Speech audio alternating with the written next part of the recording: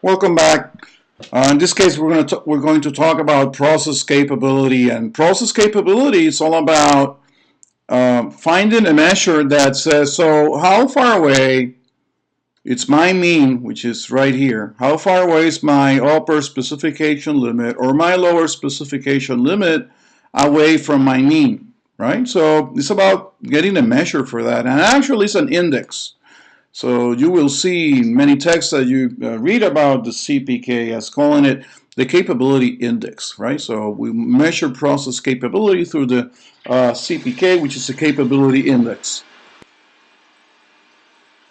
And with this explanation, I would actually like to, for you guys to understand why is it called an index, right? And you're also seen by the definition, which is right here.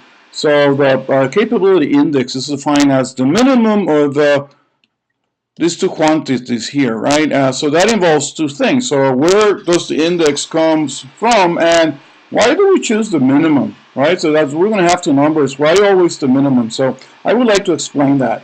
So in order to do that, I would like to break it down like in two steps. So first, we're going to determine divide the mean. So the formula says to get the CPK, get the mean, subtract from that the lower tolerance limit, and divide that by sigma. And I think that we've seen that before, right? When we talk about the z-score, remember that?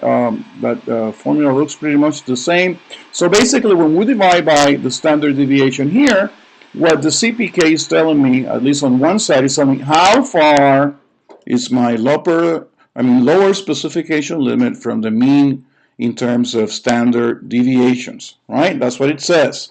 And on the other side, it's the same. You know, the other side of the formula would be the upper tolerance limit less the mean by divided by sigma. When I do that, I get the distance from the upper tolerance limit, this one here, to the mean, right there, right? We get that distance in terms of standard deviations, which when we look here at the diagram, it's 1, 2, 3. We know that. So you better come to 3 when we do the numbers, right? So that would be the first step. Now, the second step, I want to draw your attention here. So let me do the first step so we get to the second. So the first step would be CPK, which is this, is the minimum of, in this case, 10 minus 4, right? That's what we have on one side, divided by 2, which is the standard deviation in our example here. And then 16 minus 10 on the other side, divided by the standard deviation, which is 2. In this case, both happen to be 3. All right, so let's leave it right there. And that would be the end of our first step. And then let's get to then, right here, I would like to draw your attention to, so why do we divide the CPK by 3? Well, to create an index, right? Notice that, right, the values that we have, we are 3 standard deviations away, right? So if we're, and that creates this diagram here, boom, right there, right? So if we're 3 standard deviations away, and we divide it by 3, then we will have, the number would be 1, right here, right? That would be 1. So an index of 1 means that I am 3 standard deviations away. And we've proven this mathematically, right? When we're actually 3 standard deviations away, that's the reason we divide it by 3.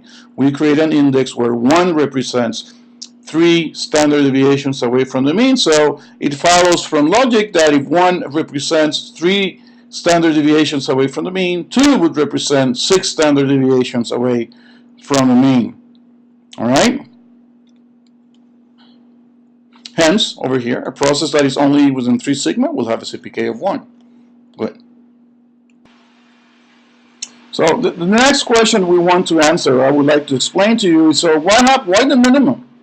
Why we have the minimum of the 2 quantities? Why does that happen? And what I've done here, I've changed the upper and lower specification limits, especially the upper specification limit. I've changed that quite a bit, right? So you can see that the upper specification limit here is much closer to the mean, right, than the lower specification limit.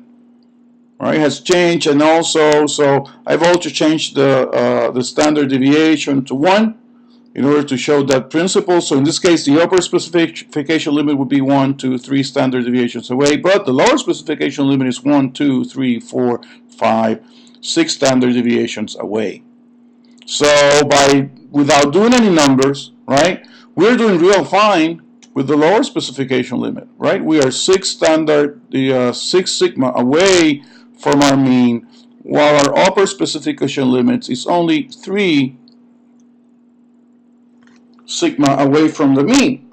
That means that over here, right, remember that we still have some mistakes. We still have some errors, right? So we want our index then to show that, right? So if we follow the formulas again, I'm not going to do it again through you. You can follow through the numbers here.